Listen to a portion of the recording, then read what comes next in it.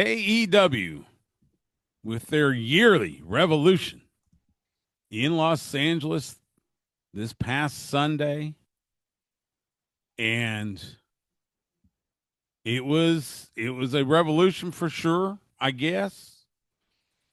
But luckily, I have some help to break it all down. Joining me on the hotline, you hear him on the Big Audio Nightmare, the Mid Atlantic Championship Podcast, the Wrestling News, and weekdays on Wrestling Observer Live with Brian Alvarez. And I say it all the time, he is the voice of reason for that very fine program. My dear friend, Mike Sempervive. Mike, how are you, man? Stu, as always, thank you for having me on. I'm doing great. And if Brian keeps missing more shows, I might be the only voice you hear on Wrestling Observer Live. I tell you what, he that vacation plan of his is something else, isn't it? You know, that man said he had an emergency yesterday. And I said, okay, guy's got a lot going on in his life, got two little ones, got all that stuff. Granny.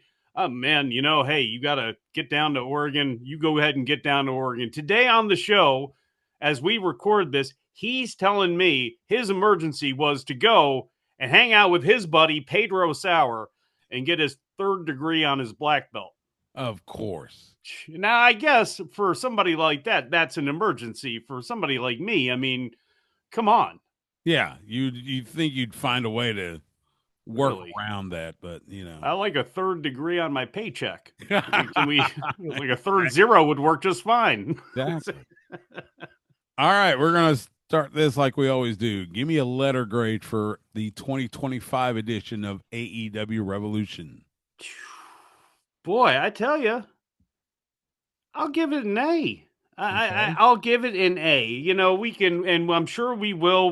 We'll pick the nits, all of them. And look, bottom line is when AEW, even if you don't like their TV going into the pay per view, which a lot of times I don't, if you think that they overpack the pay per view, you could absolutely argue that they do and that they could use, some more time to let some things breathe. But I think since the company has started, the pay-per-views are outstanding and they give you your money's worth. They give you more than your money's worth. You get a cavalcade of things that are taking place, different styles of matches, all these different things going on. And if you're an AEW fan, it was an A+ show. I think it just as a wrestling fan, even if you don't love AEW, there was a lot of show there, and out of the 5 hours that they give you and the 27 matches that they had, I mean,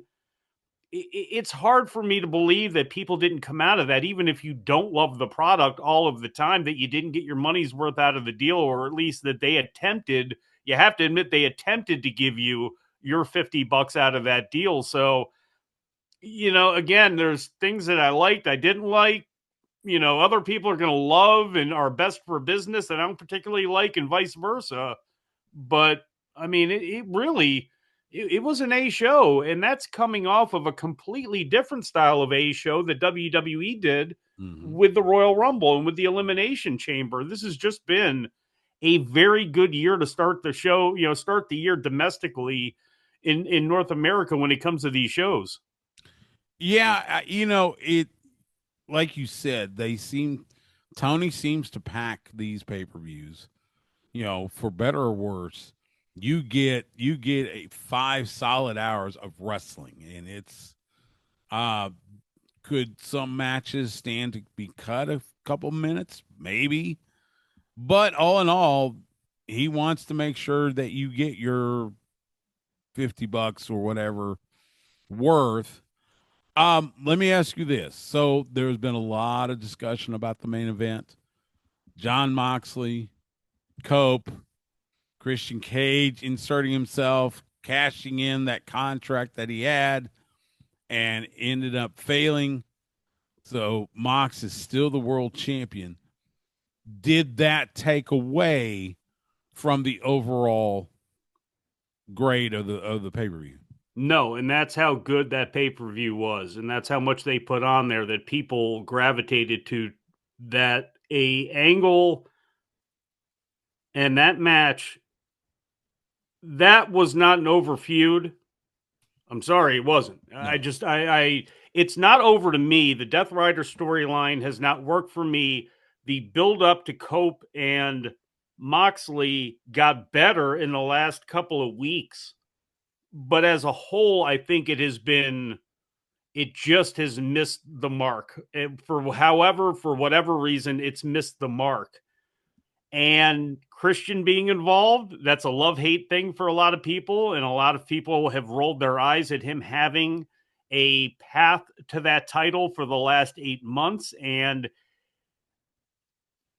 it just Swerve at the end being the next guy and having that established, boom, when the show went off the air, I think that was important. And that was good to save kind of the match and the whole kit and caboodle with it, but it didn't have to go a half hour after the three matches before it, two matches before it went a half hour. And the match that took place before those two was the women's match that only went 15 minutes, but felt like after you got done with it that it went a half hour.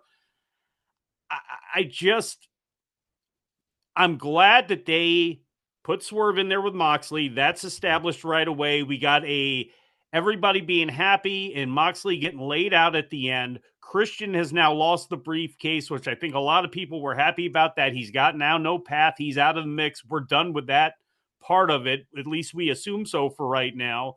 We have Adam Copeland pulled out of that scene because he's going to be probably locked up now with Jay White. So even though it went too long and they should have adjusted that, even though they had a wrestling match for all intents and purposes, after all of the chaos that we had earlier on that show, I think they did a good job moving things forward out of that. But as far as the match itself went, I mean, yeah, with the rest of the show, it was disappointing.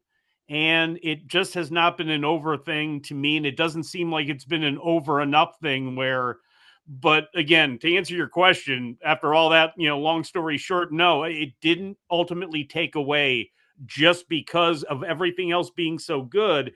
And at the end of it, you can at least go out of it with, I don't like this, but I can see that they are trying to work their way into making it try to work. So, the one of the big criticisms over the last few months has been this Death Riders storyline, this John Moxley world title run, which look, I'm not a fan of it. I think it's boring. Mox has been giving these promos that make you think of early day Bray Wyatt, which God rest him, sometimes his promos would be gibberish. Yeah. And some of these Moxley promos have been gibberish. Does Swerve being inserted as the number one contender, likely the main event for Dynasty coming up in April, could you see Swerve being the end of that Death Rider Moxley world title run? Could you see that happening in April? Absolutely.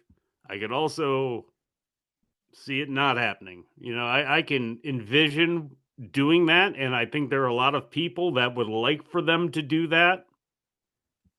But there's been a lot of talk of Darby for a long time as being the guy. I'm one of those people that is a proponent of Hangman Adam Page being the guy that ends up kind of taking it back. But if you want to get out of this and you want to do something different with the Death Riders, absolutely you could have Swerve win it. There's people that look at Prince Nana and go, well, that would be a good time for Nana to turn on Swerve, which would keep the belt on Moxley. You can get Swerve out of that mix now in with somebody else, and then that opens the door for a Page or a whoever comes next. But I don't know. I honestly, I think with the way things have gone, I don't think that they'll do it, but I would put the belt on Swerve. And then I would go in some sort of, I don't know exactly what direction you can go in, but I hate the idea of Nana turning on Swerve. Unless it's to basically get Page and Swerve on the same, and that's how you can get out of that, I guess, is have Nana turn on Swerve. Now I don't know. I'm not sure. Now I'm starting to get into too much fantasy booking in my own brain on where things are going to go, but I would like to see it happen just because I have been tired of the Death Riders thing. And that's why I think in the last couple of weeks, as they built to that Copeland match, it did get better because they did take the mic away from Moxley as much. It was him grunting and being angry and getting out what he needed to say, and then kind of let, Copeland or whoever it was kind of like take the rest of it. And somebody said, I forget the name of that movie that Moxley had brought up, but somebody on Twitter had posted, it's like, how long was that movie when it comes to this storyline and it comes to his promos and all this stuff? It's like, so I don't know. I know there's people out there, I'm sure, listening and watching that absolutely have loved every last bit of it, but boy, I'd like to see him get out of it and see Claudio and Moxley, put him in the tag title mix, put him in some other sort of mix other than to be because it didn't work anyway. It's not work from the jump. They're not going to save anybody from anything or change AEW or this, that, and the third. No, I'm sorry. The Hurt Syndicate by default is going to be the ones that end up doing that, or the ones at least that the people believe can do that. So we'll have to see, though. They don't make, too many rash decisions, and they like seeing their plans out no matter how long they take. Yeah, I tend to agree with you. I'm not a fan of having Nana turn on Swerve just because that feels like an act that belongs together. Yeah. Um, I could easily see where Swerve wins the title of Dynasty, and then they build to Swerve. They build a Swerve and Hangman at say All In. Maybe I don't know. I think that's a possibility. Let's talk about the three matches that preceded that world title match. You had Tony Storm getting her Hollywood ending against Mariah May. You had Kenny Omega win the international title, beating Konosuke Takeshita, and then Will Ospreay in that brutal steel cage match. Um, of those three matches, which one would you have put as the main event? Tony Storm and Mariah May. I think in hindsight, with that being 2020, absolutely, you could have went the old school route and had it be the lights out uncensored match that takes place after the world title match. There's your way out of getting out of not having the men's world title match close the show. You still have a women's world title match, but it is, you know, lights out unsanctioned sort of deal, and do it that way because yeah, with Fletcher and Osprey, as much as you couldn't top that in a lot of ways, you could with the women's match because it was so much about the violence and the story and the visuals of everything. And frankly, Osprey and Fletcher, I mean, they did a lot.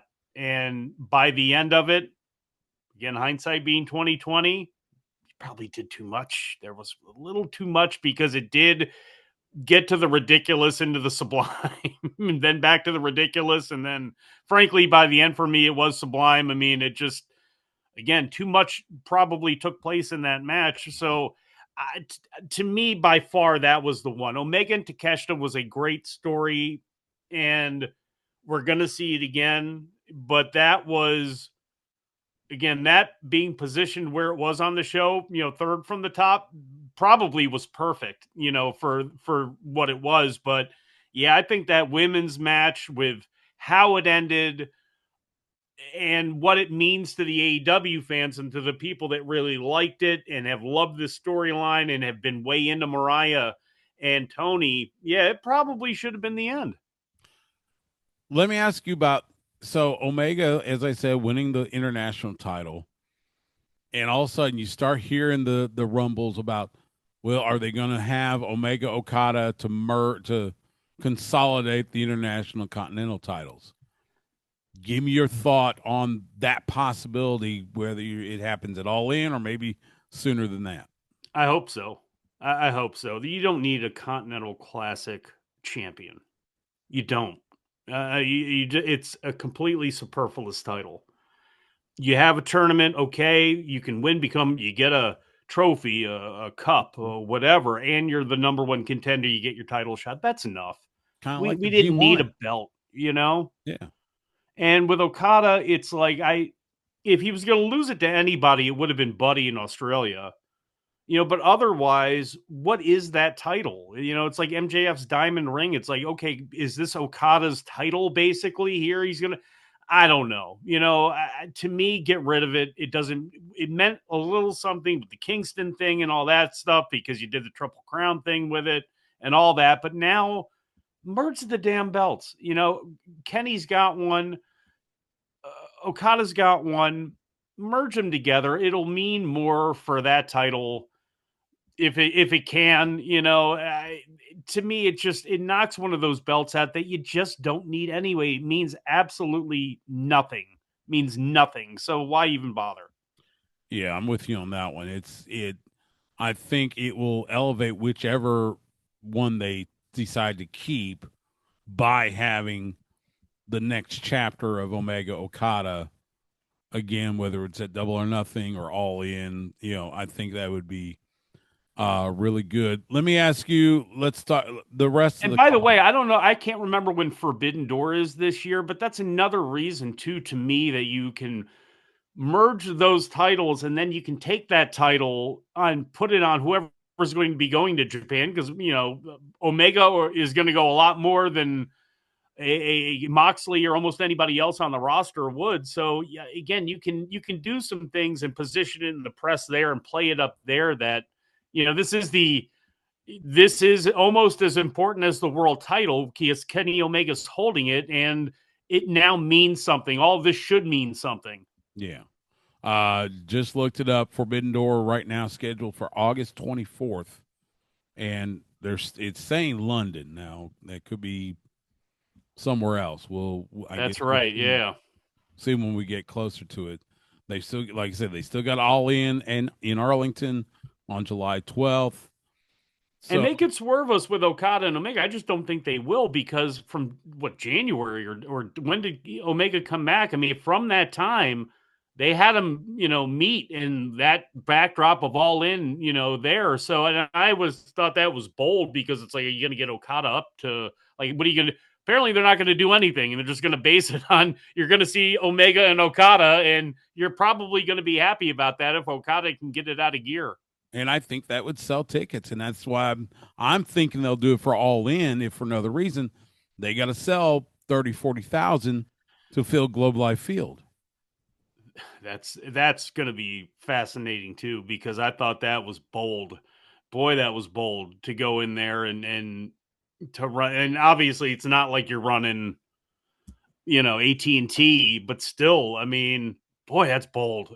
Yeah. After and I don't know. We'll see how everything kind of moves towards that, but obviously, To put that's going on to be a so big for them. yeah, Jesus, is that big? well, and to put on a wrestling pay per view in a baseball stadium in the Metroplex in the middle of July. There's a reason why the Rangers don't do well.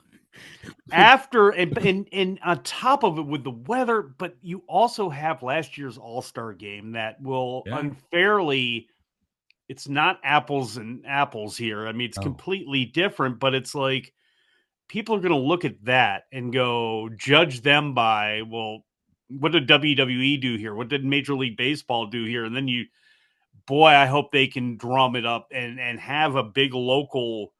You're going to have to let us know on how that goes locally as far as how they hype things up and how far out that they get things shaken to really get things going. Again, we'll have to see. It's a long ways off right now, but that might be the biggest show of the year for them, hands down, more than anything else. I mean, it's inevitably be, I think, going to be. Yeah, I think that's what they're hoping it to be. So we'll see. The rest of the matches, you had Hangman Adam Page beating MJF. That one felt like it was a needed win for Hangman. They can still, play MJF off as the, dastardly heel. We get that. That's fine. I don't think anybody thought Mercedes Moné was going to drop the title to Momo Watanabe. Oh, it was a great match. Yeah. You had Hurt Syndicate beat the Outrunners. You had Okada beating Brody. Of the rest of those matches, what was like a dark horse, like eye opener type match? A reminder of how good Page is, and I'm a Hangman Page fan. I haven't always been in love with the character in the moment as he plays it, whether he's, drunken, sad millennial cowboy or, cosplay Magnum TA. But, I think it's something that he needed to do and to try to expand himself a little bit, trying to be a heel and trying to be more tough and, put a new coat of paint on his whole deal. So, he and MJF together were, again, it was going to be a good match, but I really, again, Hangman Page to me can be that next guy in the Hurt Syndicate. That match couldn't have went any other way than it did, as far as them killing the Outrunners basically in 10 minutes or whatever it was. And I would just like to see that tag team division get rebuilt.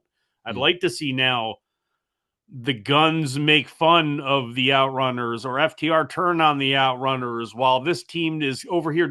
Like, get Brody and Buddy back. Now, you put Brody and Buddy together, you beat them as a team, then you beat them individually with Okada. It's like, well, okay, now what? I don't want to see them disappear off TV. I want to see Lance Archer and Brian Cage pissed at the Outrunners. Now kick their ass on Collision this week or on Dynamite this week because they took your title shot and then lost, and start whipping up these tag teams again, because it's going to be hard to have anybody that's got any hope in a fan's eyes against the Hurt Syndicate. So start giving some teams some credibility and some wins back and forth and some reason to people to care, so that you can have somebody. Because, I mean, is there anybody that you can believe will beat Shelton Benjamin and Bobby Lashley? I And that was mean, going to be my next question: is who does take those titles off the Hurt Syndicate eventually? Is it Brody and Buddy? Could it be the returning Young Bucks? Could it be Lance Archer and Brian Cage? Is there a team right now that you think might have a shot at defeating the Hurt Syndicate? right now, no, but they could. To me, with Brody and Buddy, I think are a perfect. That's a perfect matchup to me, and to do that again, and to me, that could be one. Moxley and Claudio could be one. To me, you can't put Claudio with Yuta and have it, work. Pac and Claudio, maybe you could do that because I think the fans would get into it, but still, it would be kind of tough. FTR, but again, they got to get rebuilt back up to something, because at least FTR, even though, physically, for real, they're going to lose that battle. I know Cash laid in that punch on that guy who jumped on Bret Hart, but come on now. Bobby Lashley, I've seen take a few punches, and I don't think he ever lost an MMA fight. I can't remember if he did or not, but I just I could you can make the case, and because Archer and Cage, I mean, I just, physically you believe it. But still, they're not over, and they should probably be messing with the Outrunners, and I think it would help both of them. But in the moment right now, no. But as far as if you can build up Brody and Buddy, I think they're Brody and Buddy are the best options, other than maybe an FTR that, again, they've been turning on the Outrunners for a while. It always seemed like, and they still haven't yet. They got caught up in the whole Copeland thing with the Death Riders and all that. So we'll see what happens with them. One other thing about the Death Riders, so is they still have the trios titles, which Another one. Just which just we just have. conveniently forget about it. I think most everybody's forgotten, but they still are technically the trios champions. Once Mox loses the title, would it be would it be worth the squeeze to break up the Death Riders?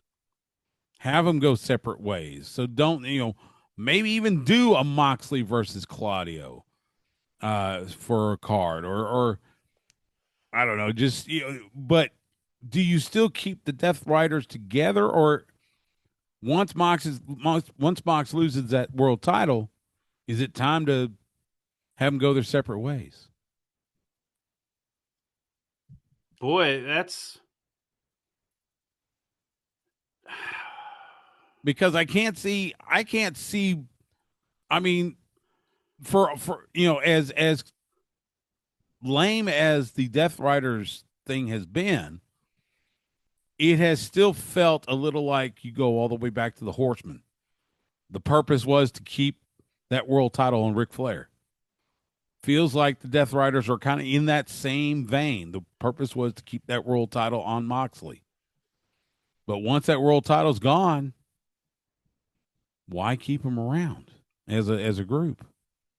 because you're a company that's been built on groups. And, we talk about the trios division. I mean, when they didn't have trios titles, they had 3-man groups. It was Top Flight in Action. It was the Young Bucks and whoever, it was Luchasaurus and, Jack Perry and Jungle Boy were in, Marco Stunt. thank you, Marco. Little Yeah, Marco. you're right. So they had these guys.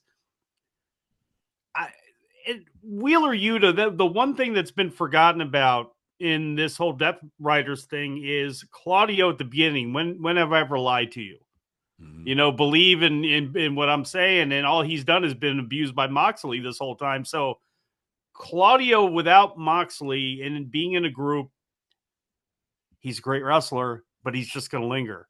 Pac kind of the same way. Yeah. He lost his guys with the triangle. I like Pac. I like watching him wrestle for sure, but he's been missed a lot of time. Does anybody really clamor and go, damn, we're really missing Pac here? That's what this company is. No. So in a way, he's better with a group, so you can give him a little bit more to, a reason for being. So I don't think I break them up. I just kind of change what their mission statement is, since they haven't been very clear on what their mission statement's been in the first place anyway. So Still I don't know think that one. I think you can do that. And plus, I to me, I don't know. At some point, these people that they have wrong, like the FTRs and the Darbys, like they're gonna have to still get comeuppance. So to keep them together as a group, I think is going to be. I think that they're probably better off that way. They really are. But as far as what the group is, that can be changed and hopefully can be malleable moving forward. Yeah.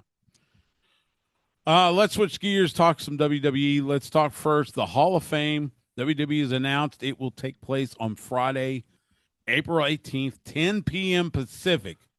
So that's 1 a.m. your time, midnight my time. It will be at the Fontainebleau in Las Vegas. As of right now, the induction class includes Triple H, Michelle McCool, and the total package Lex Luger. Give me your thoughts on.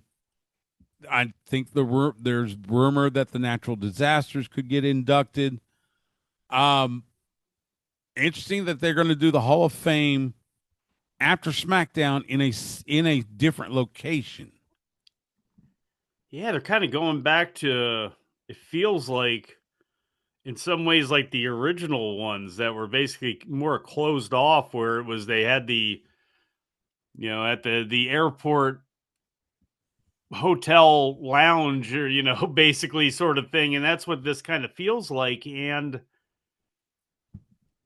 I with so much programming and so much content that takes place that weekend and that they're pumping out on their own, maybe this is the right thing, because the right thing was not to have it after a show in the ring, with it just that vibe was a bad vibe anyway. So to me, go ahead, not make it live, pre-produce it, and I'm sure they're going to air it live on Peacock or the network or however that's going to work. But I would be more a fan of pre-tape it, edit it down, then put it out a week later or a couple of days later or whatever, and then have a version that you can put on the network that's basically uncut.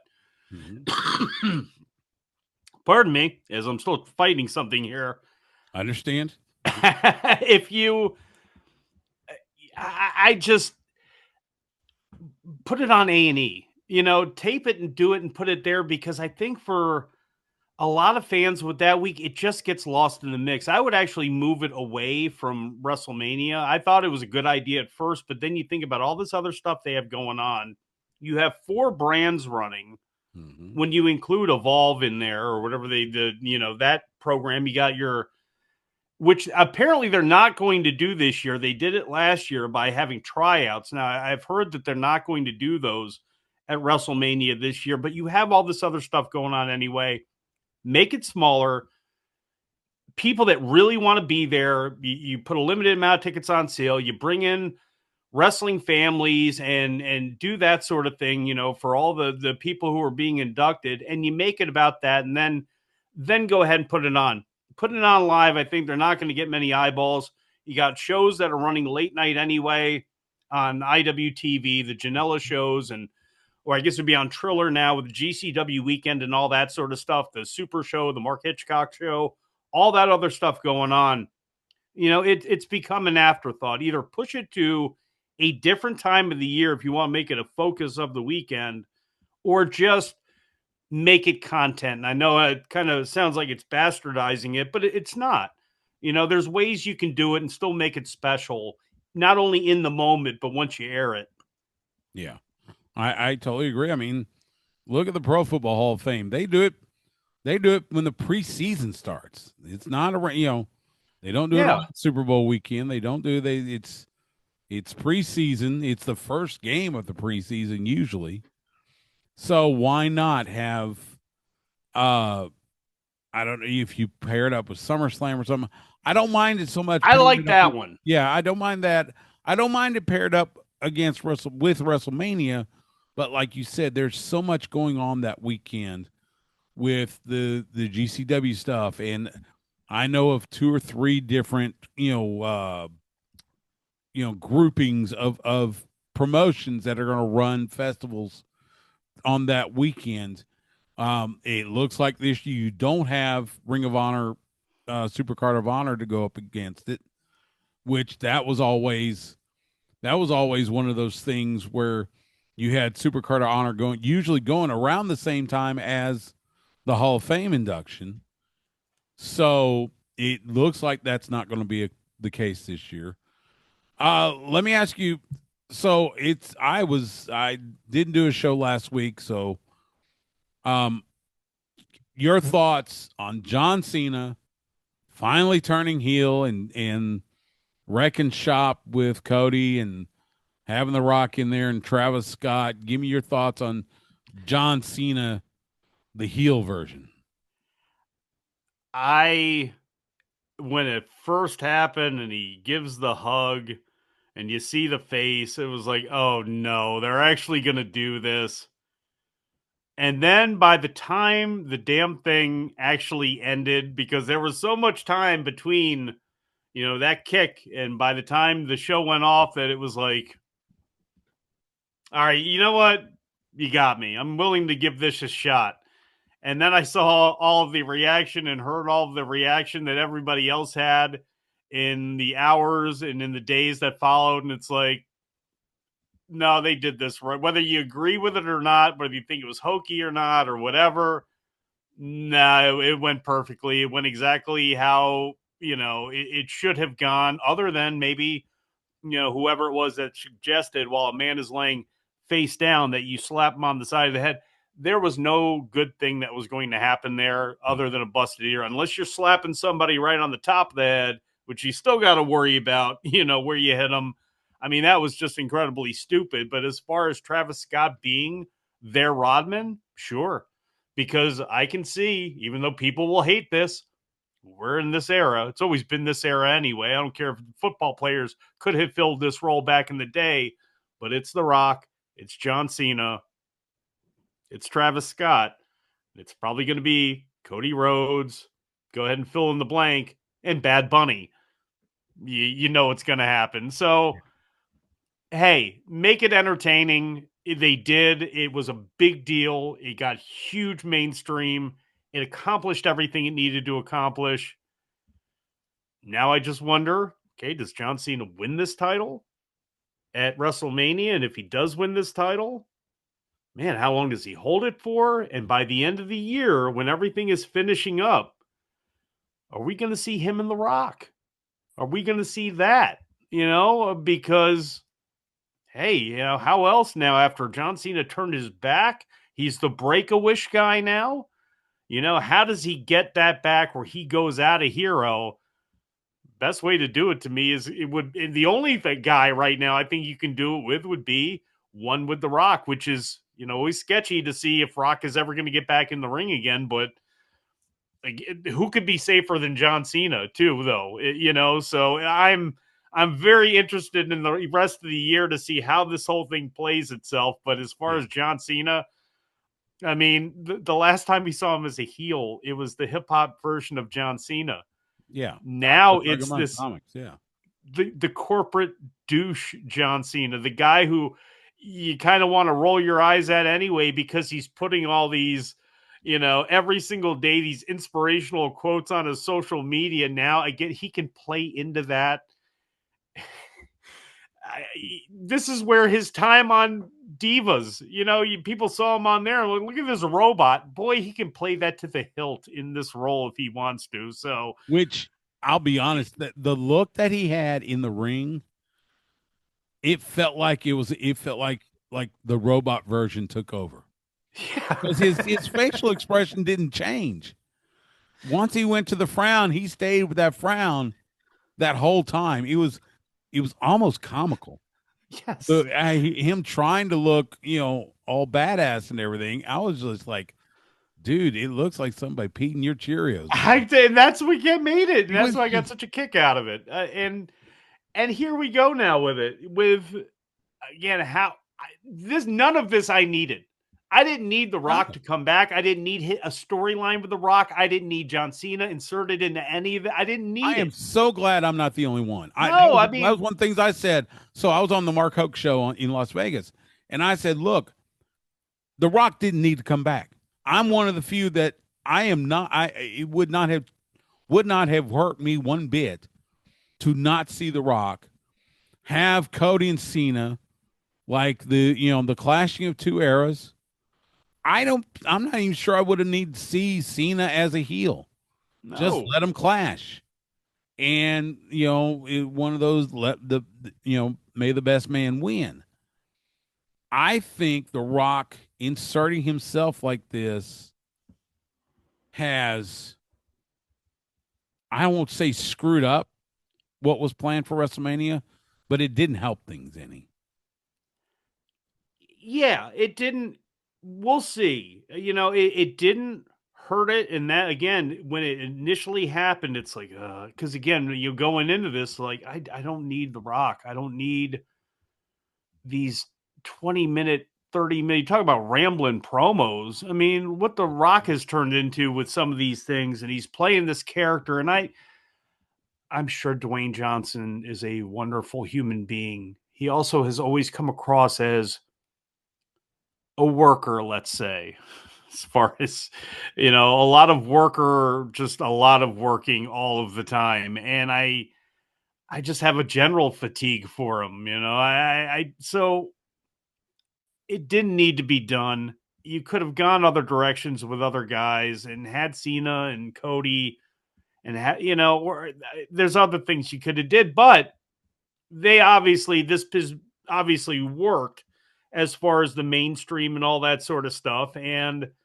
it's probably, does it make it bigger? I guess it does. Technically, business wise, at least that's what they're going to tell us it does, because The Rock is there and he is as big as he is. Yes. And the fact that we're seeing John Cena as a heel. So, I think it ultimately is going to be a good thing at the end. But I think it also, you could say it was unnecessary because there are other ways you could have gotten to Cody and Cena or told a story at WrestleMania without them. But ultimately, the what they're showing right now, the reaction is, to me, you can't say anything negative about it because it's worked. Well, and Cody, giving those impassioned promos on SmackDown and Raw. That's what I expect that from Cody. That's, Yeah. those were fantastic promos. He did what he has done his entire career, which is make you feel. You can hear. There was, I think it was the SmackDown promo, the last of my kind of a callback to Dustin, because that's the line Dustin's been using on AEW. Mm-hmm. I thought Good call that there. was a really cool nod to his brother. So, um, allegedly we're gonna see Cody Rhodes and John Cena in the same building in Brussels, Belgium, next Monday on Raw, which I think is supposed to air at like 3 Eastern. Do we see any physicality between John Cena and Cody Rhodes?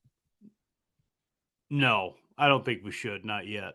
Um, I think you can do the pull apart, but you got to keep them apart. I mean, John can land one on Cody. I don't want to see him give him a long drawn out beating or anything like that, but he can take a shot at him, and Cody can try to get back and have security. Basically what they did with Randy Orton and Kevin Owens. Where security jumps in. I think so.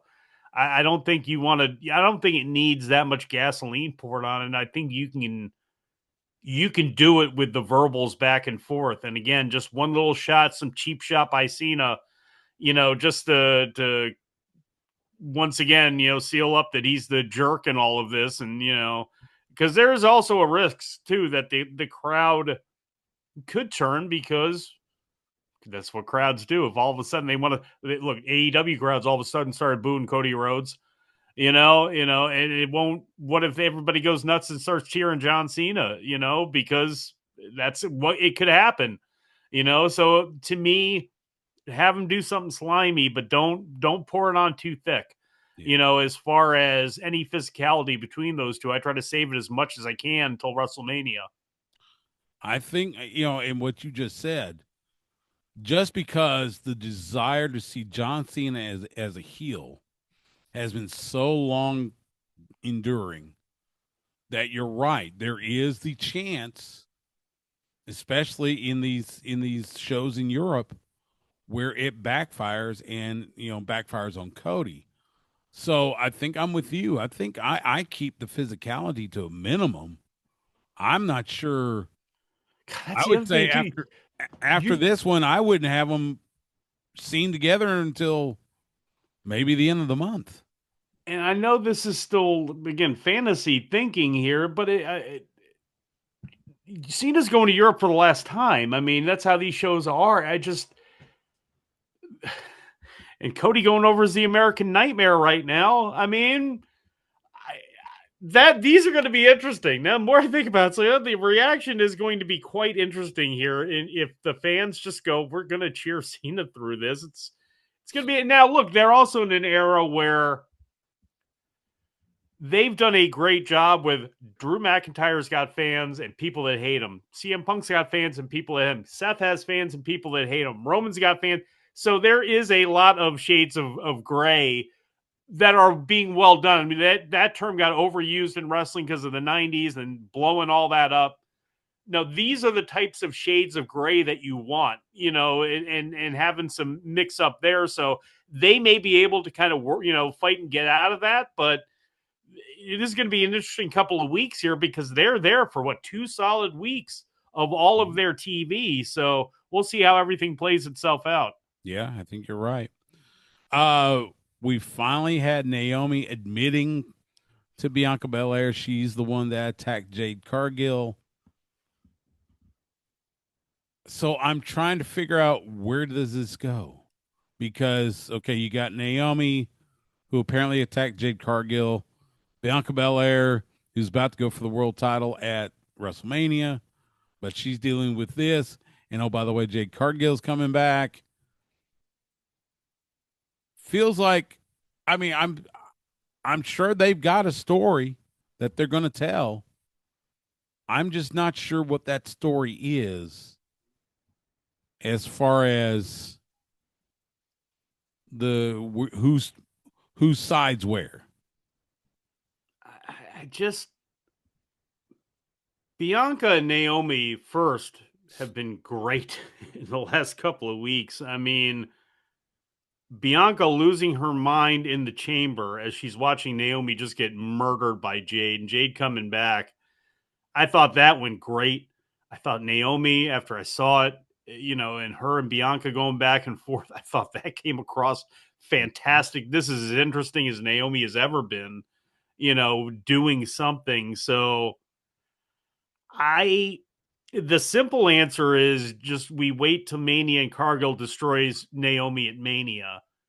And then if Bianca wins the title, which she, could very well do with a three-way, maybe possibly at Mania, or just takes it off of EO straight up singles, man, then you can do Jade and Bianca, and that would be very good for Jade. That's about the best thing you could do with Jade is to put her in there with Bianca. I think they would be great together. That's about as good as you can get, and have a story and have people into it. And I think that's the direction you can go. But we'll see. Does Bianca, does she, I don't know. Are they playing Jade? Was everything that took place on Friday? We'll have to see because, boy, Bianca's got an edge to her, has had an edge to her in all of this. And that's continuing to seemingly to play itself out on the Raw side here with Io and Rhea.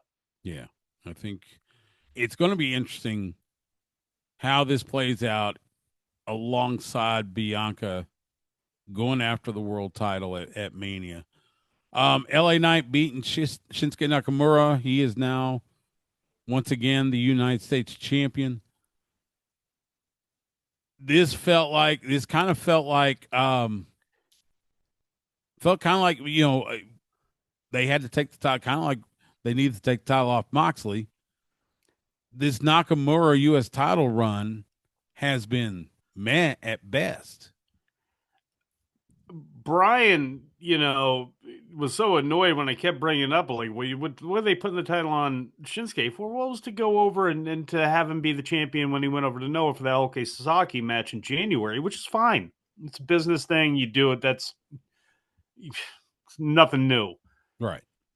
But then he comes back and you don't have anything. And there wasn't really anything. And there was the thing with the goo for a minute, and that was going to be a thing. But he never got locked in with anybody else, really.